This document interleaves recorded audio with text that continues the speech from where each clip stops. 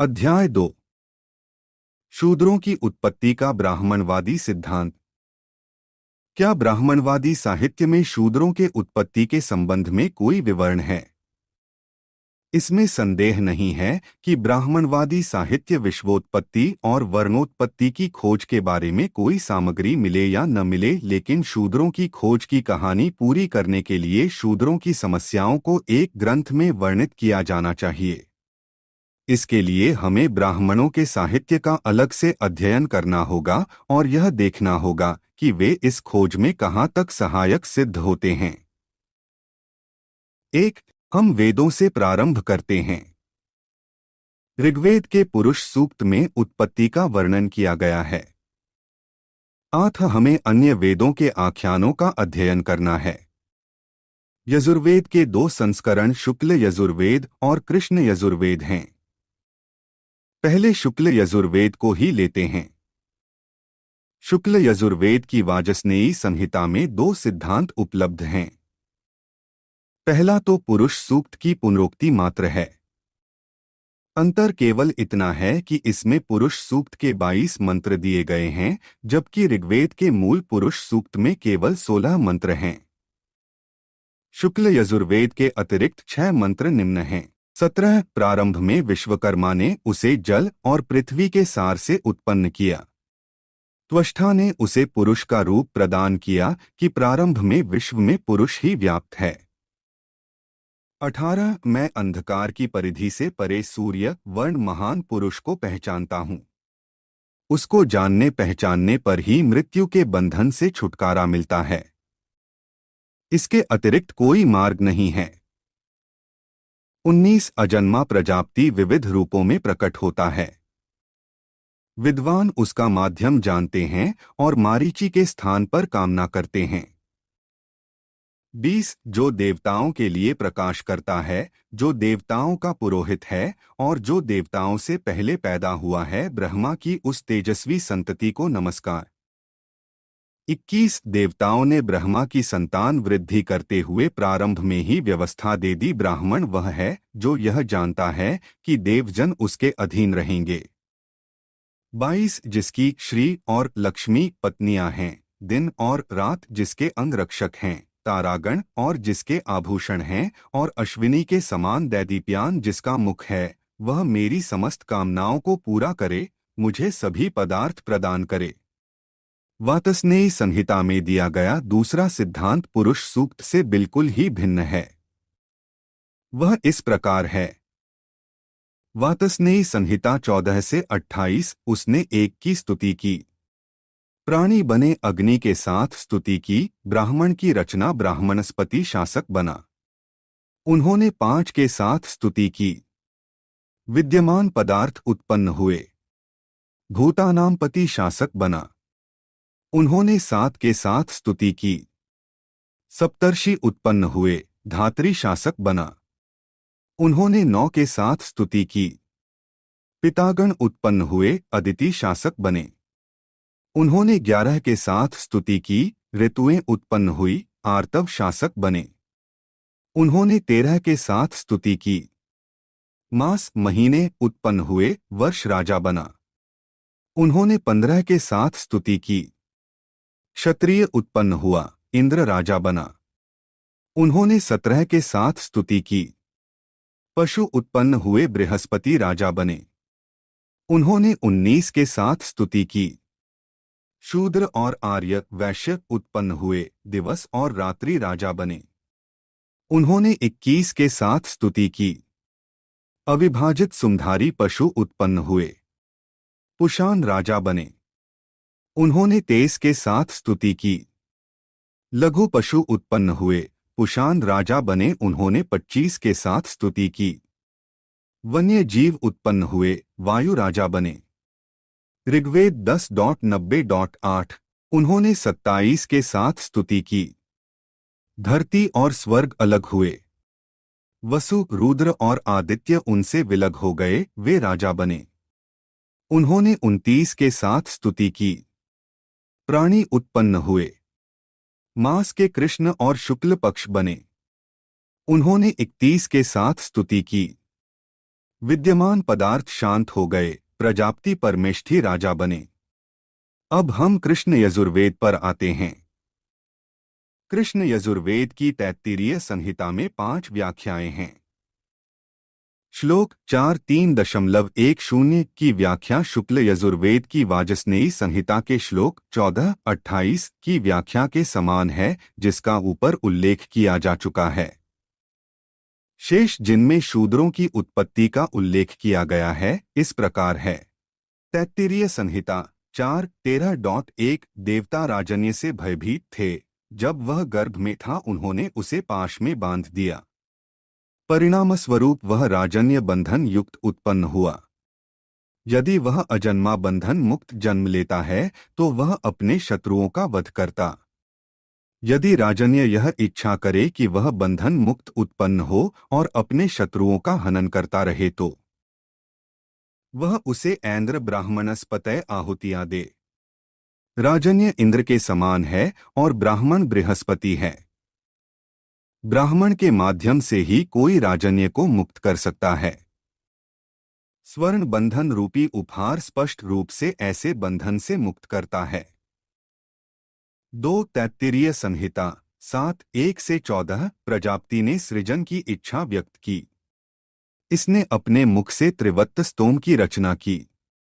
इसके उपरांत अग्निदेव, गायत्री छंद, साम, स्थांतर, मानवों में ब्राह्मण और पशुओं में बकरा उत्पन्न किया। उनकी उत्पत्ति मुख से हुई है, अस्तु प्रमुख हैं। उसने अपने वक्ष से और बाहुओं से पंचद की रचना की। इसके बाद देवों में इंद्र, छंदों में त्रिष्टुम, साम में बृहत, मानवों में राजन्म और पशुओं में मेष पैदा किए। ये शक्तिशाली अंगों से पैदा होने के कारण बलशाली है। उसने अपने मध्य से सप्तदश की रचना की। इसके पश्चात उसने देवों में विश्वदेव, छंदों में जगती, साम, वैश्व, मानवों में वैश्य और पशुओं में गाय को जन्म दिया। ये उदर से उत्पन्न होने के कारण योग्य है। इनके बहुसंख्यक होने के कारण सप्तदश के बाद अनेक वेदों को जन्म दिया। तदुपरांत उसने अपने पैरों से 21 की रचना की, जिससे अनुष्टुभ, छंद, साम, वेराज, मानवों में शूद्र और पशुओं में अश्व पैदा हुए। आठ शूद्र और अश्व जीवों के वाहक हैं। 21 के बाद किसी आराध्य को उत्पन्न नहीं किया गया। 8 शूद्र यज्ञ करने के अधिकार से वंचित हैं। अस्तु दोनों का जीवन भी पैरों, दास्ता में ही व्यतीत होता है। तब भी शूद्र यज्ञ का पात्र नहीं, क्योंकि एकविंश के पश्चात कोई उत्पन्न नहीं हुआ। उनका स्थान चरणों में है क्योंकि उद्गम चरण है। अथर्ववेद में पुरुष सूक्त की तरह 4 व्याख्याएं हैं। पहली ऋग्वेद के पुरुष सूक्त के 19 से 6 के समान है। दूसरी निम्न प्रकार है। 1 अथर्ववेद 4-6 से 1 सर्वप्रथम ब्रह्मा का जन्म हुआ। उसके 10 सिर और 10 मुख थे। पहले उसने सोम रस का पान किया और विष को शक्तिहीन बनाया। 2 अथर्ववेद 15 से 8 1 भृत्य में काम जागा और राजन्य को जन्म दिया। 3 अथर्ववेद 15-9 1 भृत्य के परिचित राजा के घर पर अतिथि के रूप में आकर उस राजा को उसका भृत्य आदर करने को कहा। उस ब्रह्मा ने उस राजा को इसका कारण समझाया। राजा द्वारा सम्मानित होने पर उस भृत्य ने उसका अहित नहीं किया। उससे ब्राह्मण और क्षत्रिय का उदय हुआ। उन्होंने कहा, हम अब उसमें प्रवेश करेंगे इत्यादि। 2 अब ब्राह्मण ग्रंथों को लेते हैं। शतपथ ब्राह्मण में 6 व्याख्याएं मिलती हैं। इनमें से 2 वर्णों को उत्पत्ति के विषय में है। उनमें से एक में शूद्रों की उत्पत्ति का निवारण इस प्रकार है।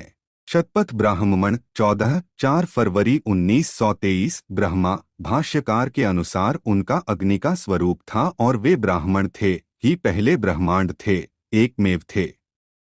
एक ही होने के कारण उनका विस्तार नहीं हुआ। उन्होंने पराक्रम पूर्वक क्षत्रिय का एक दिव्य रूप ग्रहण किया। देवताओं में वे शक्तिशाली हैं, क्षत्रिय, इंद्र, वरुण, रुद्र, सोम, पर्जन्य, यम, मृत्यु, ईशान, इस प्रकार क्षत्रिय से कोई श्रेष्ठ नहीं है।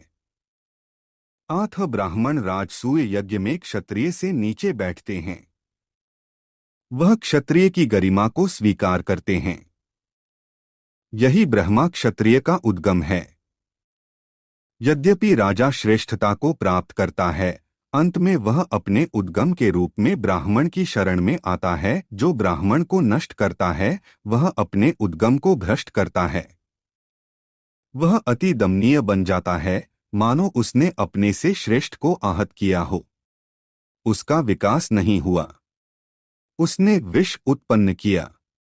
देवताओं की इस श्रेणी में वसु, रुद्र, आदित्य, विश्वदेव, मारुत आते हैं।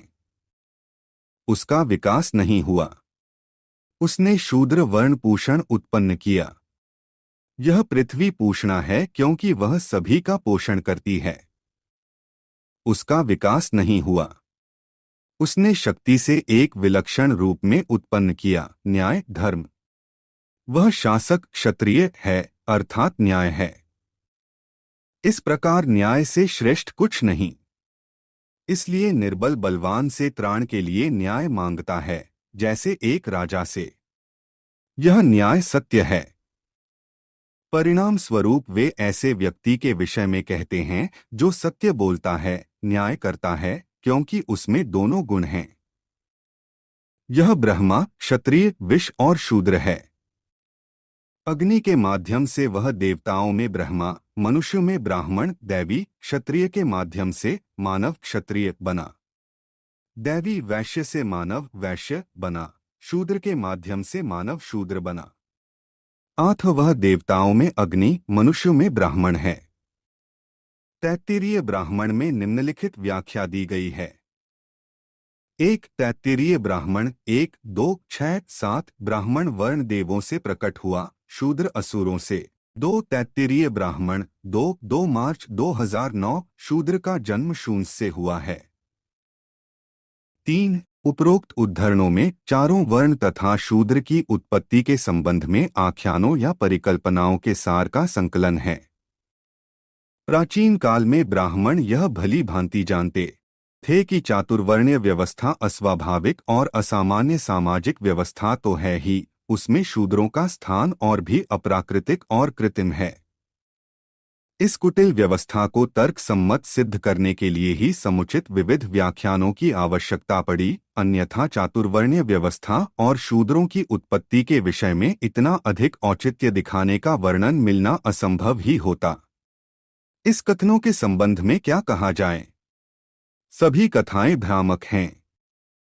चातुर्वर्ण्य की उत्पत्ति कोई पुरुष से बताया है, तो कोई ब्रह्मा से, कोई प्रजापति को सृष्टा घोषित करता है, तो कोई ब्रात्य को। इतना ही नहीं, एक ही स्रोत के अंतर्गत दी गई व्याख्याएं तक भिन्न हैं। जैसे शुक्ल यजुर्वेद की 2 व्याख्याएं, एक तो उत्पत्ति का स्रोत पुरुष को मानता है और दूसरा प्रजापति को।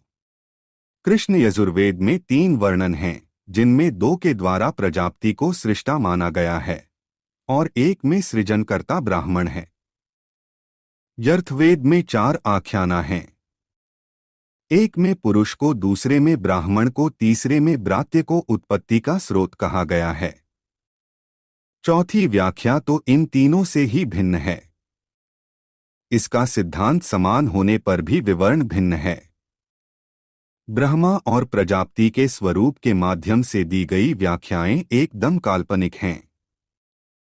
मनु या कश्यप के माध्यम से की गई व्याख्याएं मानवीय स्वरूप की हैं। इनमें की गई परिकल्पनाएं दृश्यत तो हैं ही, इनमें न कोई ऐतिहासिक महत्व है और न कोई सार ही है। प्रोफेसर मैक्स मूलर ने अपने कृति प्राचीन संस्कृत साहित्य पृष्ठ 200 पर ब्राह्मण ग्रंथों का विवेचन करते हुए कहा है, भारतीय समाज में यह एक उल्लेखनीय दौर रहा है कि ब्राह्मणों ने महत्वपूर्ण स्थिति बना ली थी, परंतु अपने विषय में उसने जो साहित्य रचा, निस्संदेह वह बहुत ही अवांछनीय है। कोई भी यह कल्पना नहीं कर सकता कि इतिहास के उस दौर में आदिम समाज में ही कोई ऐसा साहित्य रचा जा सकता हो जो इतना पांडित्यपूर्ण हो और कालातीत हो। रचनाएं इतनी अनर्गल हैं कि जिनका कोई जोड़ नहीं। उसमें उपहासास्पद विचार भरे पड़े हैं, जिनमें सशक्त भाषा और सुविचारित तर्क हैं और विचित्र परंपराएं हैं।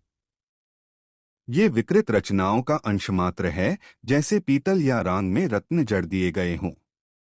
यह क्षुद्र साहित्य सामान्यतः अरुचिकर शब्दाडंबर है, जिसमें पोंगापंथी, अहंकार और पूरा पांडित्य भरा पड़ा है। इतिहासकारों के लिए यह बहुत महत्वपूर्ण बात है कि वे यह पता लगाएं कि किसी राष्ट्र का स्वस्थ विकास ऐसी पोंगापथी और अंधविश्वासों के रहते कितनी तीव्रता से हो सकता है। हमारे लिए यह जानना महत्वपूर्ण है कि आरंभिक काल में क्या कोई देश ऐसी महामारी से ग्रस्त हो सकता है। ऐसी रचनाओं का उसी प्रकार अध्ययन किया जाना चाहिए जैसे कोई चिकित्सक मंदबुद्धि और मनोरोगियों की दशा का परीक्षण करता है। चारों वर्णों विशेषकर शूद्र वर्ण की उत्पत्ति के संबंध में ब्राह्मण ग्रंथों की मीमांसा पर हमें मैक्समूलर के ये शब्द सहसा याद आ जाते हैं। ये परिकल्पनाएं वास्तव में मूर्खों का प्रलाप या पागल की बौखलाहट की भांति हैं और मानवीय समस्याओं के विषय में स्वाभाविक मीमांसा की खोज में लगे इतिहास के विद्यार्थी के लिए तो यह साहित्य सचमुच ही व्यर्थ है।